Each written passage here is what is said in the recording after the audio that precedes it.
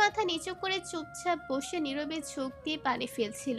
তার বিশ্বাস হচ্ছে না যে আয়ানের সাথে তার বিয়ে হচ্ছে। সে শুধু ভাবছে আয়ানকে তাহলে সবটা জেনে গেল। একদিক থেকে সে অনেক খুশি হয়। কাজী সাহেব আবার বলে উঠল, মা কি হলো কবুল বলো। আয়ান আর কোনো কথা বলছে না। সে চুপচাপ তাকিয়ে আছে শেরিসের দিকে। কাজী সাহেবের কথায় শেরিসের ধ্যান ভাঙে। সে চোখ বন্ধ করে বলে, কবুল। সবাই একসাথে আলহামদুলিল্লাহ বলে উঠল। রাত্রে সবাই হালকা ফুলকো কিছু খেয়ে যে যার রুমে চলে গেল। অন্তর শিহাব আজকে আয়ানদের বাড়িতেই রয়ে গেল। শেরিস বিছানায় উপরে বসে আছে। না, তাদের বাসরাতে কোনো ফুল দিয়ে সাজানো হয়নি। হঠাৎ করে আয়ান ঘরে প্রবেশ করে দরজা লাগিয়ে দেয়। সে শেহরিশকে রাগী কণ্ঠে বলে, এক্ষুনি শাড়ি ছেড়ে অন্য কিছু পরো। 10 মিনিট টাইম দিচ্ছি, দেরি যেন না হয়। আয়ানের ধমক শুনে শেহরিশ কেঁপে ওঠে। সে আর কিছু না বলে ওয়াশরুমে গিয়ে চেঞ্জ করে একটা জামা পরে নেয়। সে ভেবে পাচ্ছে না হঠাৎ আয়ানের কি হলো। ওয়াশরুম থেকে বের হয়ে এসে শাড়িটা ড্রেসিং টেবিলের উপর রেখে সে বিছানায় বসলে আয়ান লম্বা লম্বা পা ফেলে তার দিকে আসে। সে ভয়ে পেছনে সরে যেতে নেয়। আয়ানও তার সাথে সাথে পেছনে সরে যায়। একসময় শেহরিশের পিঠ ঠেকে যায় দেয়ালে। আয়ান এবার তার মুখটা শেহরিশের কানের কাছে নিয়ে গিয়ে রাগী কণ্ঠে বলে, কথায় কথায় বলতে কি অধিকার আছে আমার তোমার কাছে যাওয়ার? নাও, এবার তুমি হাজার চাইলেও না করতে পারবে না। সম্পূর্ণ অধিকার নিয়ে তোমার কাছে আসবো। বলে সে শেরিসের মুখের সামনে মুখটা এনে ঠোঁটের সাথে ঠোঁট মিশিয়ে দেয়। শেরিস সরিয়ে দিতে চাইলেও আয়ানের কাছ থেকে পেরে উঠল না। আয়ান কিছুক্ষণ পর ছেড়ে দেয়। শেরিস আর কোনো কিছু বলল না, মাথা হেট করে বসে থাকলো। আয়ান শেরিসকে বলল, শেরিস খানিকটা অবাক হয়। সে চুপচাপ বিছানায় শুয়ে পড়ে। আর এদিকে আয়ান সোফায় বসে বসে অনেক রাত পর্যন্ত ল্যাপটপে কাজ করতে থাকে। মূলত গুলশান মাহমুদের ব্যাপারে কিছু তথ্য পেয়েছে সে, সেটা নিয়ে ঘাটাঘাটি করতে থাকে। তারপর সে সোফায় শুয়ে পড়ে। পরের দিন সকালে আয়ান ঘুম থেকে উঠে দেখে শেহরিশ ঘরে নেই। সে রীতিমতো অবাক হয়। সে এবার ওয়াশরুমের দিকে না যায়, না সেখানেও শেহরিশ নেই। এবার সে দৌড়ে সিঁড়ি দিয়ে নিচে নামতে নামতে বলে, সেহরিশ, এই সেহরিশ। শেহরিশ তখন রান্নাঘরে ছিল। আর শিফা অন্ত আর শিহাব সোফায় বসে আয়ানের প্রশ্নের উত্তরে শিফা বলে, ভাবি রান্না করে। আয়ানের এবার রাগ হয়। সে রান্নাঘরে ঘরে গিয়ে শেরিশের হাত ধরে টেনে নিয়ে যেতে থাকে। আরে কি করছেনটা কি? হাতে হাত ছাড়ুন। কে শোনে কার কথা? আয়ান শেরিশের হাতটা শক্ত করে ধরে টেনে নিয়ে যাচ্ছে। শেরিশ প্রচন্ড চেষ্টা করছে ছাড়ানোর, কিন্তু কোনো মতেই সে পারছে না। আয়ান আমার লাগছে, প্লিজ হাতটা ছাড়ুন। কি করছেন কি? আয়ান এবার শেরিশের হাতটা ছেড়ে সঙ্গে সঙ্গে তাকে কোলে তুলে নিয়ে সিঁড়ি দিয়ে উঠে উপরের রুমের দিকে চলে যায়। শিফা, শিহাব আর অন্ত পুরো অবাক। কি হলো হঠাৎ করে তাদের বুঝতে একটু সময় লাগলো। শিফা একদৃষ্টিতে আয়ান আর শেরিশের যাওয়ার পানে তাকিয়ে আছে। তা দেখে অন্ত বলল, কি ম্যাডাম, তুমিও কি কুলে উঠবে নাকি? এমনভাবে তাকিয়ে আছো কেন? তোমার জন্য আমি তো আসি। শিফা এবার বিরক্ত হয়ে সে বলে, চুপ করেন তো অন্ত, নির্লজ্জ কোথাকার। আমি কি বলছি আমি কোলে উঠবো? আর আমার আপনার কোলে ওঠার অত শখও নেই। অন্ত একটা ডোন্ট কেয়ার ভাব নিয়ে বলে। সময় হোক, দেখা যাবে কার কোলে কে ওঠে। শিফা এবার চোখ রাঙিয়ে বলে, অন্ত বাড়াবাড়ি করছেন কিন্তু। হুম হুম, সময় হলে সব দেখা যাবে। শিফা এবার রেগে সেখান থেকে চলে যায়। এদিকে আয়ান শেরিশকে রুমে নিয়ে এসে তাকে বিছানায় ফেলে দেয়, দিয়ে বলতে থাকে, আমি একবার বলেছি না ঘর থেকে বের হবে না, তাহলে কেন গিয়েছিলে? শেরিশ এবার প্রত্যুত্তরে বলে, আমি ঘরের মধ্যে বন্দি থাকতে পারবো না। আমি আপনার বিয়ে করা বউ আয়ান। কোনো পুতুল নই যে আপনি আমাকে ঘরের মধ্যে বন্দি করে রেখে দেবেন। আর আপনি যেটা বলবেন আমাকে সেটাই শুনতে হবে। আয়ান রেগে যায়। সে বলে, তুমি আমার বিয়ে করা বউ বলেই আমার সব কথা তোমাকে শুনতে হবে। It's my order. দেখেন আয়ান, আমি চাইলেও এখান থেকে আর পালিয়ে যেতে পারবো না। তো প্লিজ আপনি আমাকে রুমের বাইরে বার হতে দিন। আমি সারা দিন একা একা রুমের মধ্যে কাটাতে পারবো না। আয়ান কিছু একটা ভাবলো, ভেবে বলল, ঠিক আছে, কিন্তু কোনো অকাজ করলে তার কি পরিণতি হবে তুমি খুব ভালো করেই জানো সেহরিশ। শেরিস আর কিছু বলল না। এদিকে আয়ান ওয়াশরুমে চলে যায় ফ্রেশ হতে। শেরিস আবার নিচে রান্নাঘরে চলে যায়। কিছুক্ষণ পর আয়ান ওয়াশরুম থেকে বার হয়ে ড্রেসিং টেবিলের সামনে চুল সেট করতে থাকে। হঠাৎ করে তার চোখ যায় ড্রেসিং টেবিলের সাইডে থাকা একটা ছোট্ট ক্লিপে।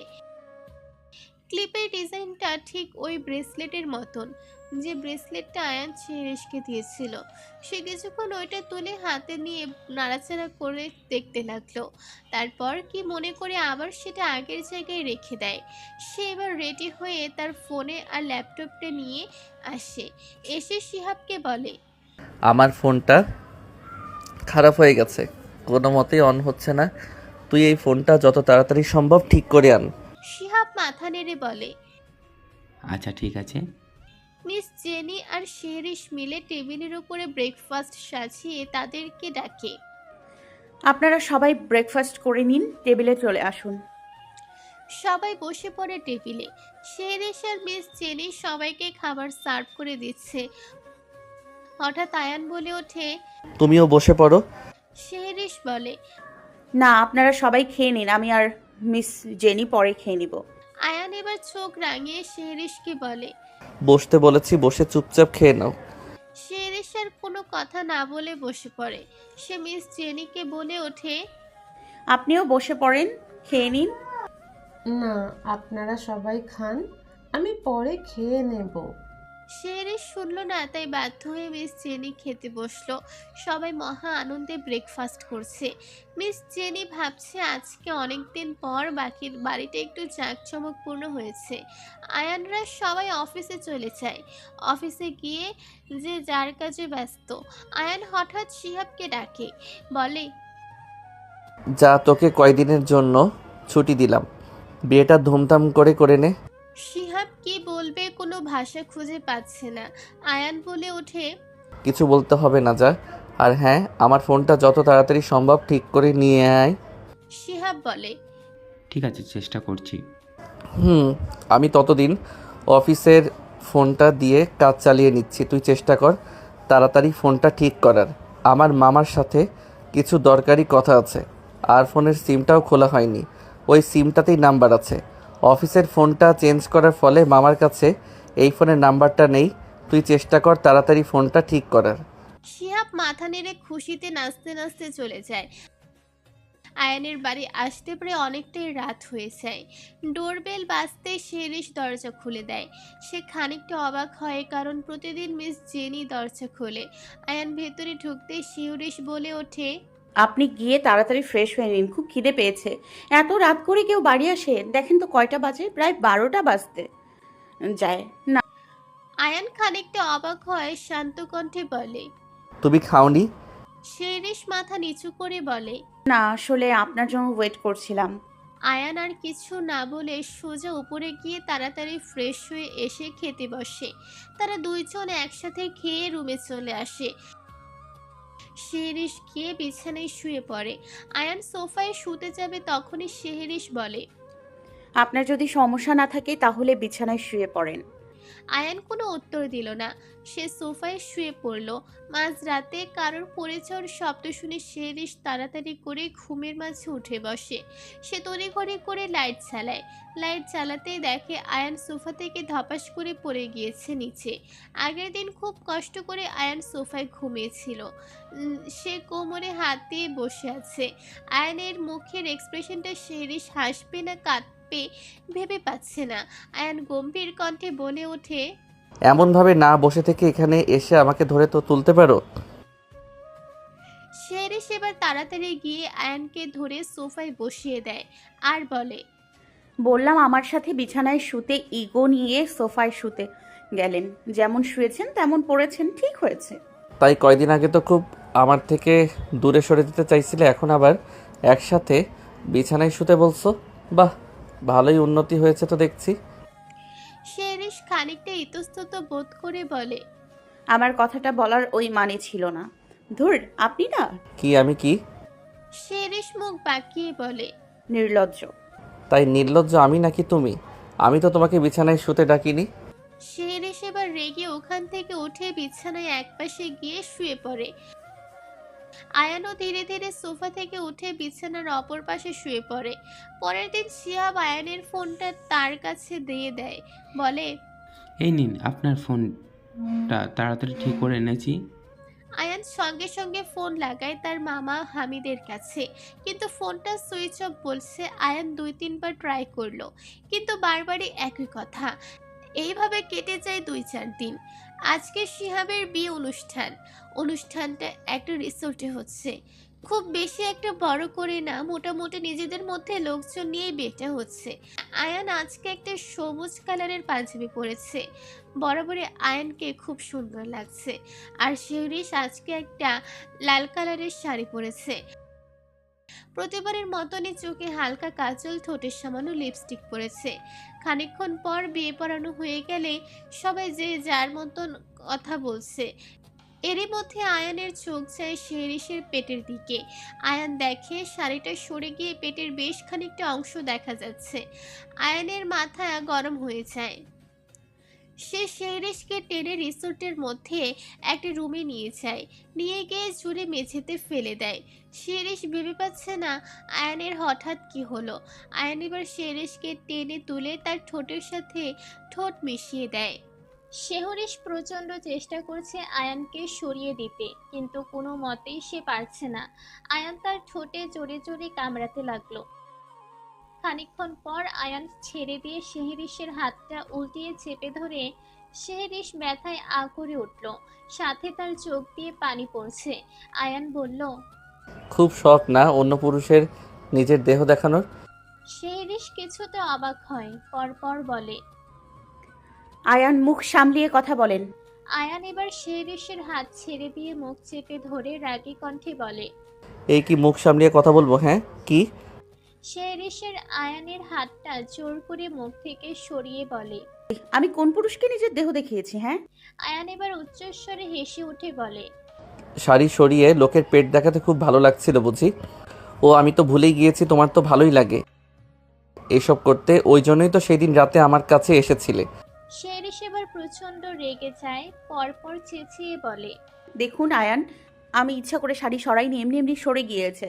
আর সেই দিন রাতে হ্যাঁ এসেছিলাম আপনার কাছে, হ্যাঁ টাকার জন্যই এসেছিলাম। আপনি আমাকে যদি চরিত্রহীন ভাবেন তাহলে একটা জিনিস মাথায় রাখবেন মিস্টার আয়ান মির্জা, অন্য কাউকে চরিত্রহীন বলার আগে নিজের চরিত্রটা কি সেটাও বিবেচনা করবেন। আর অন্য কারোর ওপর দোষারোপ করার আগে তার পরিস্থিতিটা কি সেটা না জেনে কিছু বলবেন না। আশা করছি আমার কথা আপনি বুঝতে পেরেছেন। আগে আমি কী ছিলাম আর তুমি কী ছিলে সেটা আগের কথা। এখন বর্তমানে তুমি আমার ওয়াইফ। এখন তোমার উপরে আমার পুরো অধিকার আছে। এরপর থেকে যদি কোনোদিন আজকের মতো পরিস্থিতি হয় তো মাথায় রেখে দেবে মিসেস শেরিশ আয়ান মির্জা, কপালে কিন্তু খুব দুঃখ আছে। আশা করছি আমাকে এই কয়দিনে খুব ভালোভাবেই চিনেছো। এমন কোনো ড্রেস পরবে না যাতে আমার অসুবিধা হয়। কথাটা বলে আয়ান বেরিয়ে যায়, আর শেহরিশ আনমনে ভাবতে থাকে। আপনি কিভাবে এমন হয়ে গেলেন আয়ান? আপনি তো এমন ছিলেন না। আমি তো এই আয়ানকে চিনি না। রাত্রে খাওয়া দাওয়া করে আয়ান আর শেহরিশ বেরিয়ে যায়। আয়ান ড্রাইভ করছে, শেহরিশ গাড়িতে একটা কথাও বলেনি। সাথে আয়ানও বাড়ি ফিরে আয়ান যখন শেহরিশের দিকে তাকালো, আয়ান দেখে শেহরিশ ঘুমিয়ে পড়েছে। সে শেহরিশকে ডাকতে গিয়েও ডাকলো না। আয়ান শেহরিশের ঘুমন্ত মায়াবী মুখটার দিকে খানিকক্ষণ তাকিয়ে রইল। তারপর কি মনে করে শেহরিশকে কোলে তুলে নিয়ে রুমের মধ্যে প্রবেশ করলো। শেহরিশকে বিছানায় শুয়ে দিল। শেহরিশ গভীর ঘুমে আচ্ছন্ন। আয়ান শেহরিশের ঘুমাতে অসুবিধা হবে বলে শেহরিশের শাড়িটা নিজেই চেঞ্জ করে দেয়। শিফা এখনো বিয়ে বাড়ি থেকে ফিরেনি।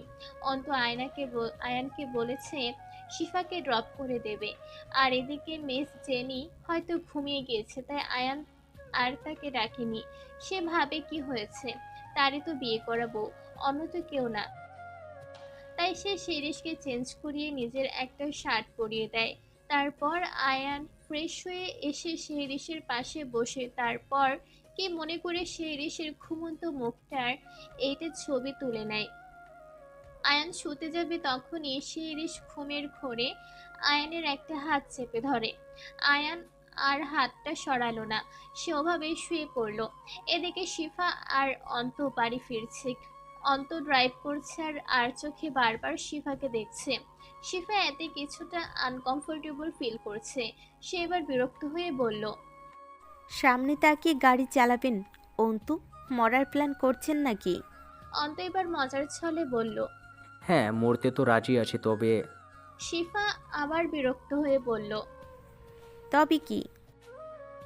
অন্ত বলল। তবে তোমার হাতে মরতে রাজি। শিফা প্রচন্ড রেগে যায়। সে বলে, অন্তু, আমার কিন্তু এসব ফাজলামি ভালো লাগে না। ফাজলামি করছি না, তুমি কেন আমার মন বসো না? শিফা এবার বিরক্ত হয়ে বলে। অন্তু, আপনি গাড়ি থামান। কেন? থামান বলছি। শিফা গাড়ি থামানোর জন্য প্রচন্ড জোর জবরদস্তি করে। এক পর্যায়ে অন্ত গাড়ি থামাতে বাধ্য হয়। সে রাস্তার একটা সাইডে গাড়ি থামায়। শিফা গাড়ি থেকে নেমে নিচে নিচে হেঁটে হেঁটে চলে যাচ্ছে। অন্ত গাড়ি থেকে নেমে পেছন পেছন দৌড়াতে দৌড়াতে বলে। শিফা, কোথায় যাচ্ছ এত রাতে? শিফা, আমি কি কিছু ভুল করে ফেলেছি? শিফা এবার চেঁচিয়ে বলে। না, আপনি তো কোনো ভুলই করতেই পারেন না। আপনি আমার পিছন পিছন আসবেন না, যান এখান থেকে। আরে সরি শিফা, দাঁড়াও, একে একে রাতে কোথাও যেও না। তুমি ভালো করে রাস্তা চেনো না এদিকটাতে? না, চিনি, যেদিকে মন চাই সেদিকে যাব। আপনি যান এখান থেকে। অন্ত মজার ছলে বলে। ঠিক আছে, গেলাম। শিফা নিজের মতন খানিকটা হেঁটে হেঁটে যায়। হঠাৎ করে পেছনে তাকিয়ে দেখে অন্ত নেই।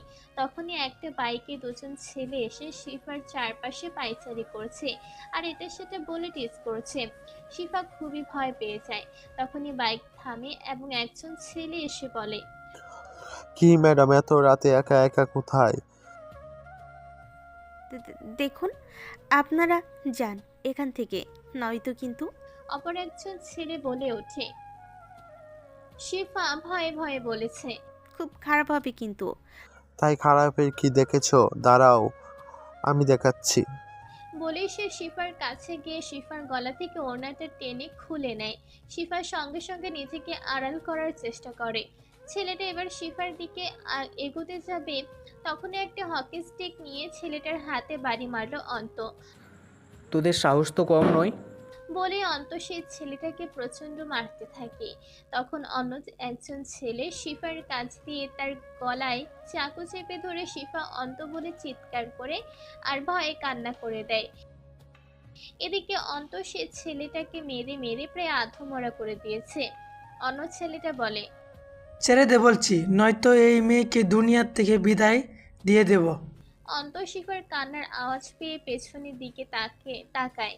পেছনের দিক তাকিয়ে সে অনেকটা ভয় পেয়ে যায় এবং বুকের ভেতরটা ধক করে ওঠে। অন্ত ভয়ে ভয়ে বলে। ছাড় ছাড়, ছেড়ে দে ওকে, নয়তো খুব খারাপ হবে কিন্তু। ছেলেটা শিফার গলায় চাকুটা আরো জোরে চেপে ধরে। শিফা ভয়ে চিৎকার করে ওঠে। এই মেয়ে, চুপ করো বলছি, নয়তো চাকু চালিয়ে দেব। শিফা কোনোরকম ভয়ে ভয়ে মুখ বন্ধ করে, কিন্তু চোখ দিয়ে তার অনবরত পানি পড়েই যাচ্ছে। অন্ত বলে। ওর গায়ে যেন একটাও আঘাত না লাগে। আমি একে ছেড়ে দিচ্ছি। হকি স্টিকটা ফেলে দে। অন্ত হকি স্টিকটা দূরে ছুঁড়ে ফেলে দেয়। ছেলেটা শিফাকে নিয়ে অন্তর কাছে গিয়ে শিফাকে ঠেলে দিয়ে অন্য ছেলেটাকে নিয়ে চলে যায়। শিফা ভয় অন্তকে জড়িয়ে ধরে। অন্ত অনেকটা ভয় পেয়ে গিয়েছিল। অন্ত বলে। তোমাকে আমি বলেছিলাম একে একে যেও না। তোমার যদি কিছু হতো তাহলে আমি কিভাবে বাঁচতাম বলো? শিফা অন্তকে জড়িয়ে ধরে অনবরত কেঁদেই যাচ্ছে। অন্ত শিফাকে খানিকক্ষণ জড়িয়ে ধরে থাকে। শিফা ফুপিয়ে ফুপিয়ে বলে। আমি বুঝতে পারিনি অন্তু, এমন হয়ে যাবে। অন্ত এবার বলে। আচ্ছা রিল্যাক্স, কিছু হয়নি, চুপ কর, আমি আসি তো। এই আমি আছি তো কথাটা বলায় শিফা অনেকটা ভরসা পেল। অন্ত এবার শিফাকে ছাড়িয়ে খানিকটা সামনে গিয়ে শিফার ওড়নাটা তুলে শিফার গায়ে ছড়িয়ে দেয়। চলো গাড়িতে বসবে, অনেক রাত হয়ে গিয়েছে, বাড়ি ফিরতে হবে তো। শিফা মাথা নেড়ে সম্মতি জানায়। তারপর তার বাড়ির উদ্দেশ্যে রওনা দেয়। গাড়ির মধ্যে অন্ত বলে ওঠে। এই ব্যাপারে কাউকে কিছু বলার দরকার নেই, নয়তো অযথা সবাই টেনশন করবে। ব্যাপারটা আমার আর তোমার মধ্যেই থাক। শিফা কিছুই বলে না, অন্তত তা দেখে মুচকি হাসে। শিফাকে বাড়িতে ড্রপ করে দিয়ে সেও চলে যায়। শিফার সারা রাত ঘুম আসলো না। ভোরের দিকে তার চোখটা লাল। সকালবেলা আয়ান শেরিশকে জড়িয়ে ধরে ঘুমাচ্ছিল। শেরিশের শেষে হঠাৎ চোখ খোলে। আ আয়ান ঘুমাচ্ছিল। চিৎকারের আওয়াজ শুনে সে হঠাৎ করে ভয়ে উঠে বসে। এক মুহূর্তের জন্য তার কাছে শ্বাসটা আটকে গিয়েছিল। কি কি কি হয়েছে, কি হয়েছে? শেরিশ চেঁচিয়ে বলে। আপনি আমাকে জড়িয়ে ধরে ঘুমোচ্ছিলেন কেন? আয়ান জোরে জোরে নিঃশ্বাস নেয় খানিকক্ষণ, নিজেকে শান্ত করে পর পর বলে। উফ, এর জন্য চেঁচিয়ে উঠলে? শেরিশ এবার উঠে বসে নিজের দিকে তাকাতে দেখে সে আয়নার শার্ট পরে আছে। এটা দেখে তার গাল পুরোটা হা হয়ে যায়। আয়ান সেটা দেখে হাত দিয়ে শেরিশের গালটা বন্ধ করে দেয়। দোটকের ভাব নিয়ে বলে।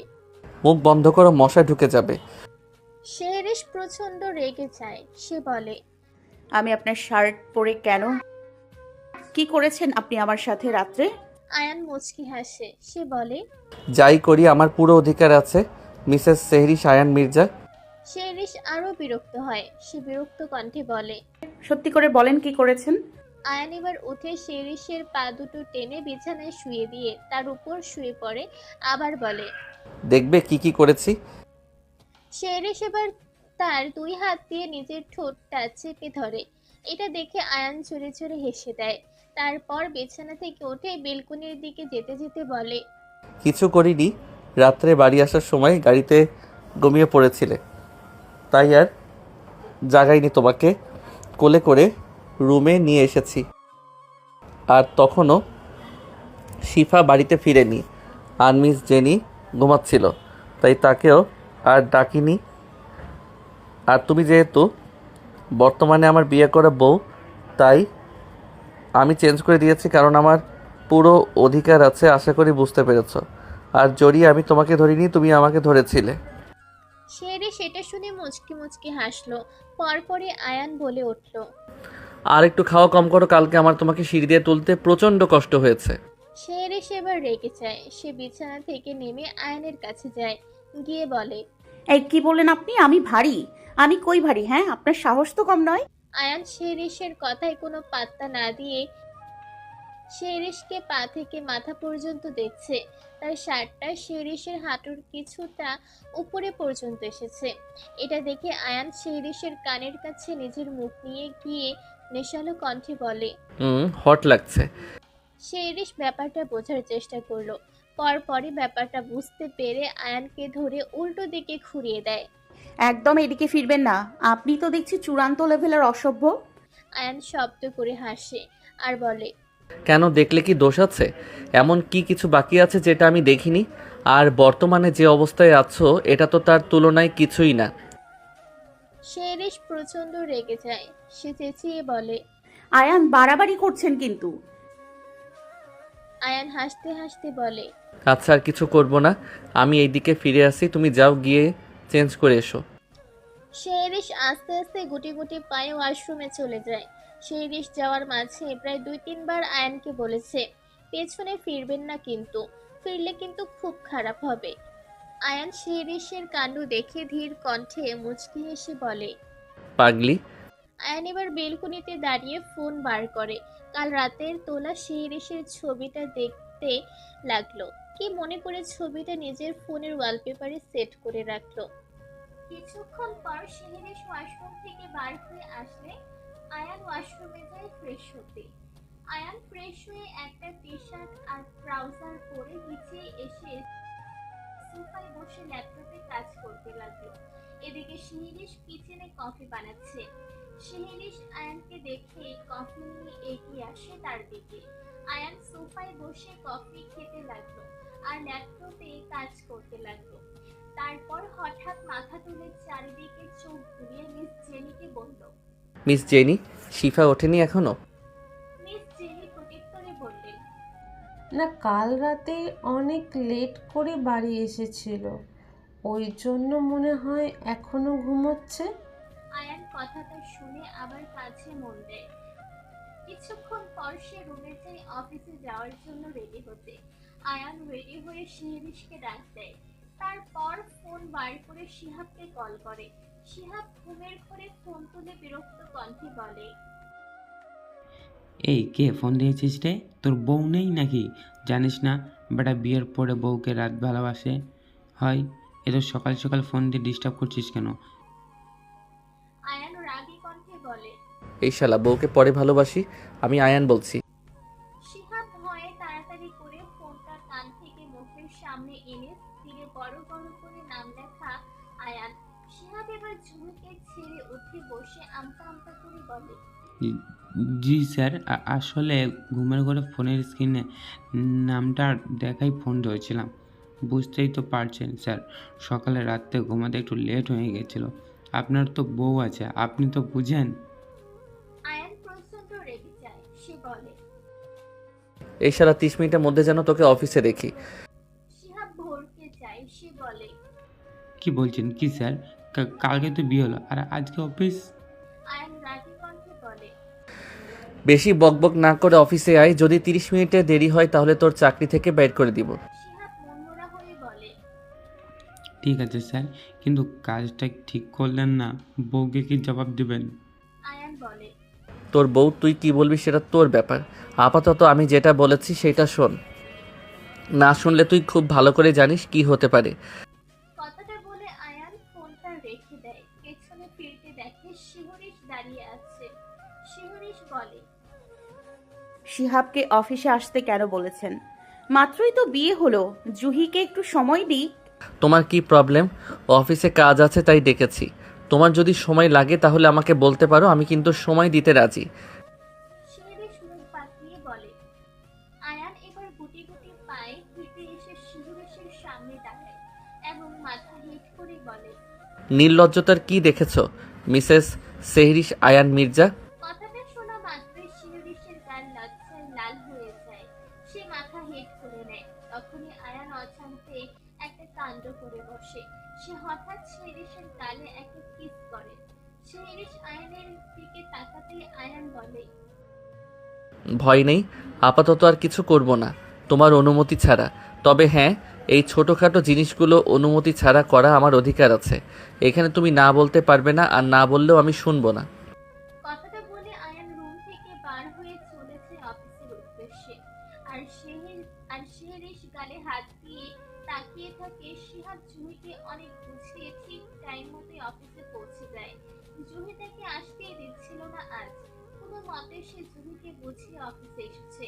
আয়ান অফিসে পৌঁছাতে শিহাবকে তার কেবিনের মধ্যে ডাকে। জি স্যার, ডেকেছিলেন?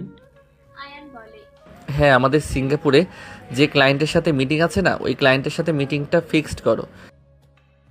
ঠিক আছে। কথাটা বলে শিহাব উঠে চলে যেতে নিবে। তখনই আয়ানই বলে, এই তোকে আমি চলে যেতে বলেছি? আয়ানের কথা শোনা মাত্রই শিহাব আবার ধপ করে চেয়ারে বসে পড়ে। না স্যার, বলেন।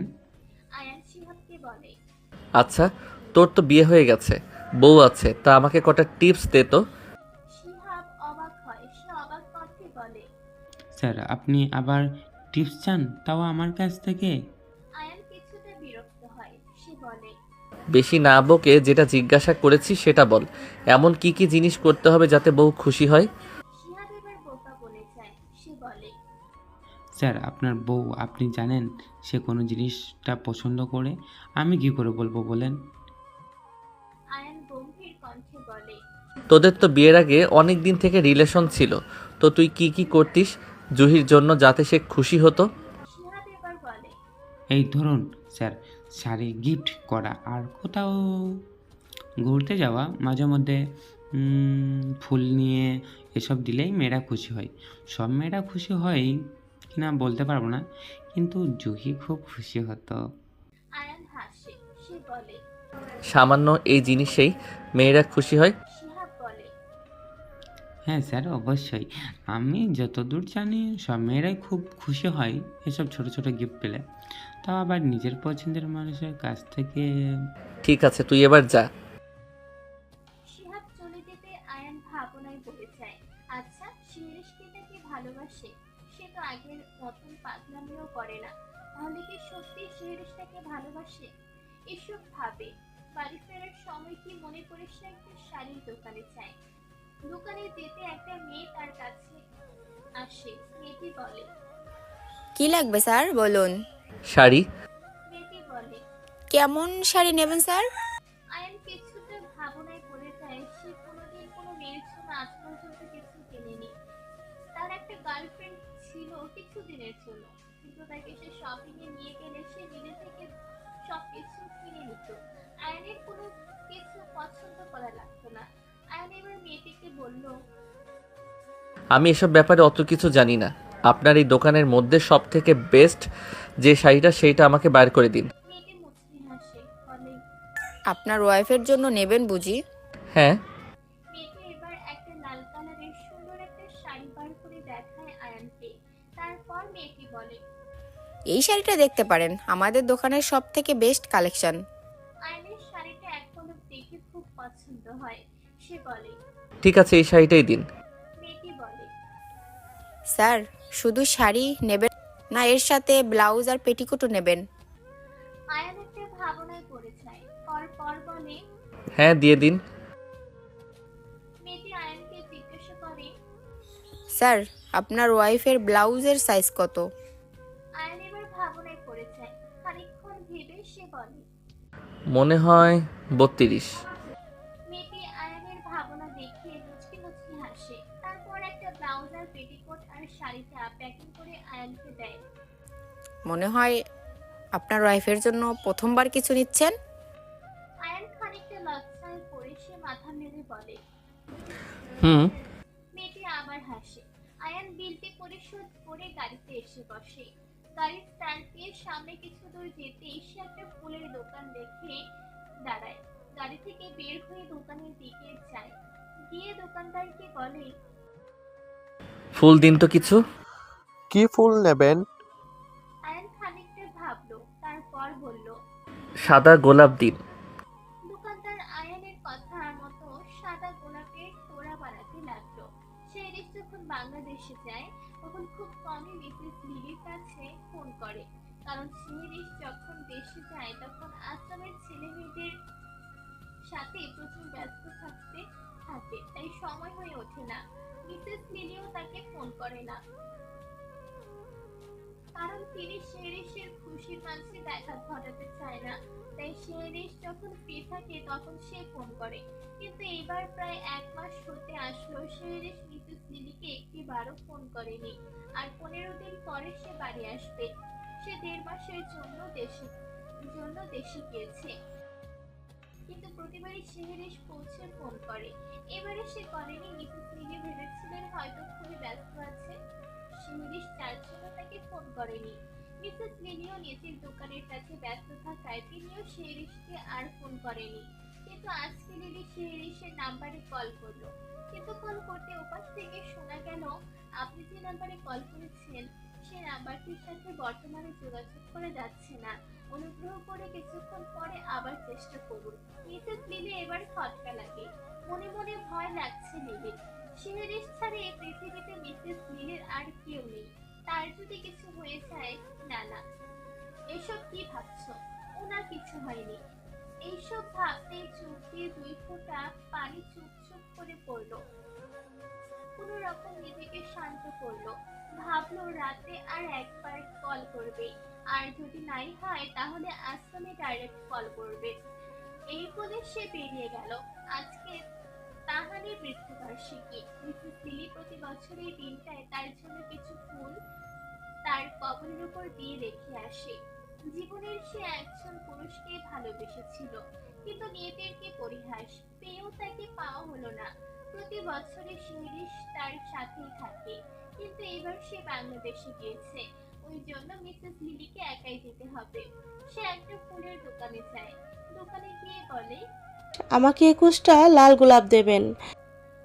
আসলে মিসেস লিলি 21টা গোলাপের কথা বলল, তার কারণ মিসেস লিলির সাথে তাহানের ভালোবাসার সম্পর্ক 21 বছর। প্রতি বছরে সে তাদের সম্পর্কের বছর হিসাব করে তাহানের কবরে গোলাপ রেখে আসে।